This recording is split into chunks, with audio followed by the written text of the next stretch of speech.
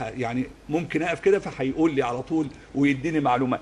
معانا سعاده الدكتور هيثم حمزه المتخصص في الاثار المصريه بوزاره السياحه والاثار. اهلا وسهلا بحضرتك. اهلا وسهلا بحضرتك يا فندم، يعني شكرا جزيلا على هذه المقدمه الاكثر من رائعه بجد.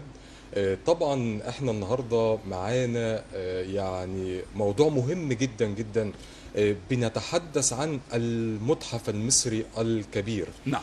هذا الحدث الذي او افتتاحه الذي ابهج العالم باكمله، اسعد العالم باكمله، اكد ان المصري القديم في كل العصور وفي كل الاماكن يسعد ويبهج العالم بأسره، كما أسعد العالم قديما فهو يسعده في الوقت الذي نعيشه الآن بافتتاح هذا المتحف الكبير المصري الذي هو بمثابة بوابة زمنية في العصر الحديث تنقلنا إلى العصور القديمة في حقب أو في فترات زمنية مختلفة. هذا الحدث الكبير الذي يؤكد أنها مصر السلام، مصر الحضارة، مصر الفنون، مصر التي صدرت جميع العلوم سواء طب أو هندسة أو حتى الفكر الإيجابي، فهي تشعل الكرة الأرضية وأشعلت الكرة الأرضية بالطاقة الإيجابية التي هي